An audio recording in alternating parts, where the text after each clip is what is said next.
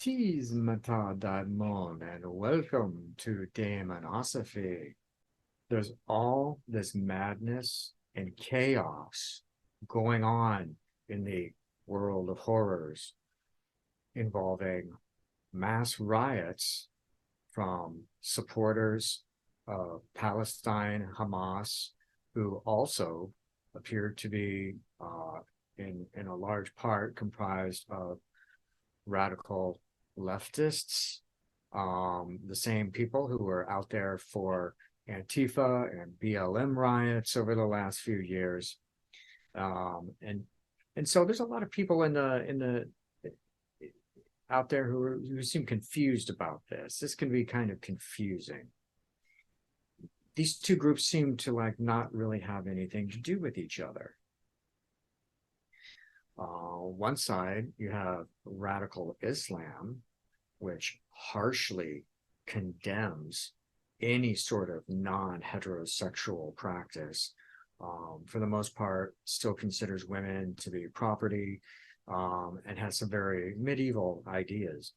And then on the other side, you have the radical cultural Marxists who are uber liberal, who LGBTQ, anything goes for sexuality, and fully embracing equality for men and women, women and men.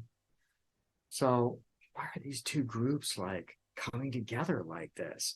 So the very obvious answer to this is that the cause of pro-Hamas, pro-Palestine, anti-Israel is being promoted through the universities and other left-wing, probably George Soros-funded channels. If you look at some of these incredibly huge protests, and they're happening in New York City and San Francisco, they're happening in Minneapolis, they're happening in Paris, they're happening in London, they're happening all around the world. You can check out some of them. You can see, oh, they're funded. They're well funded. They have really nice flags and their scarves already, and their protest, nicely made banners for protesting and everything. So it's like they're ready to go, and they get their money together. They get their money really fast to do this. So it's more than just some people sitting around deciding, hey, let's go take it to the streets. There's a plan behind it. The propaganda machine, that's one fairly close explanation for why this is going on. The other plausible explanation has to do with economics. There's a lot of people still from COVID and the whole lockdown era and everything. There's a lot of unemployment. There's a lot of younger people, young adults with liberal arts degrees. Maybe they're still in college. Maybe they're out of college and still haven't got into the workforce. Like the lockdown, the COVID completely gave these people nothing to do but to go out and protest. And so they're still around. A lot of the same people are still around, still with nothing better to do. So that's it. And there's a historical thing by this, like a large, if you study the roots of World War II and the rise of the Nazi Party as like a street movement, a lot of that was because there was just massive unemployment, and there was all these World War I vets who had nothing to do and nowhere to go and no jobs or anything. So when you're like that, you're right material for becoming a movement member.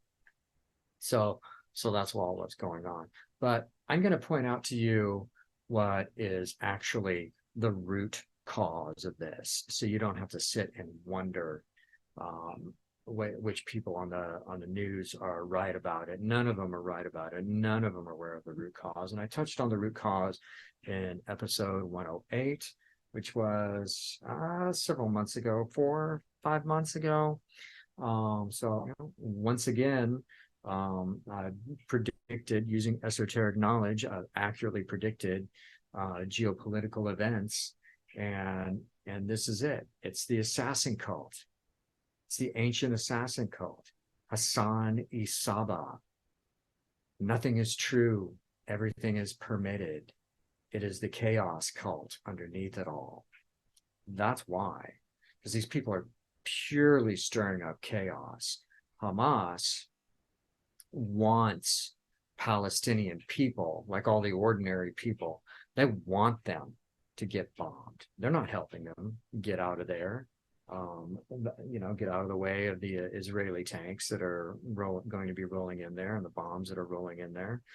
They want them to get, they want the ordinary people to get blown up and to create that chaos, because that chaos helps garner and the anti-Israeli vibe, and it creates chaos all over in the West. And this is basically their plan. This has been the strategy for thousands of years underneath it all. It's not always coming up in the Arabic worlds, but I mean, it's always underneath there. And here it is bubbling up again.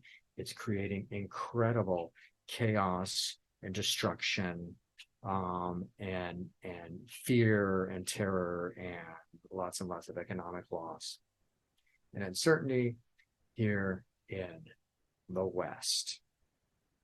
And it's unfortunate that chaos is always there. That ancient worm is always there underneath everything. But we were doing good for a while as a civilization. It's because we had an education system and a culture based on the idea that the individual is sovereign. And that is not the rule of the day anymore. The government-controlled education system is not preparing individuals to be able to stand strong against the worm of chaos. And that is why the problem is not going to go away until that changes. So occasionally you hear politicians getting in office saying school choice. Yeah, I'm all about school choice. But I'm just waiting to see any of them actually do it, because it's been going on for decades. Look, when I was a kid in the 90s, and I was all, hey, I'm going to vote and change the world. And I remember during the campaign where Bill Clinton eventually won, Jesse Jackson was early on the Democratic ticket, and that was one of his campaign planks, was school choice, right? So it used to be a left-wing Democrat idea also, but no more. For some reason now it no longer is. The left wing thinks the idea of school choice is just a really bad idea, just because they attach a boogeyman to it. Oh, if you let it be free, then evil free market people will come in and challenge people. But the whole point of having a free market of education is that people will have more options. So there will at least be more education systems under that system. There will be more education that embraces personal responsibility, that embraces individual sovereignty. So that's the only thing that can really stop this tide. Other than that, it'll wear out. It'll run out, but it's going to do a lot of damage, and then there'll be another wave of something after that. I'm not sure what, but you can rest assured that there will be. And the only thing that anyone can really do about it right now is to protect yourself, is to strengthen yourself and your family and your loved ones and your household. Embrace your core values with your community and stand strong through it.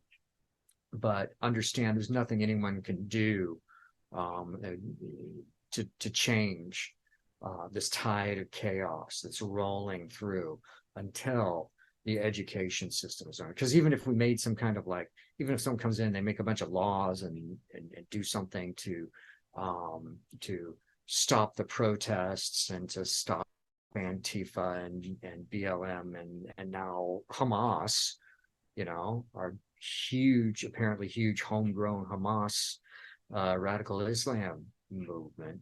Even if someone does anything to stop all that, it's not going to be permanent, because there's always going to be the next generation of young people being indoctrinated into the philosophy of Hassan Sabbah. Nothing is true, everything is permitted. Wave after wave. So that's where we are. I wish there was a happier ending to this one, but all I can say is stay true, go against the grain, and keep the dark fires burning.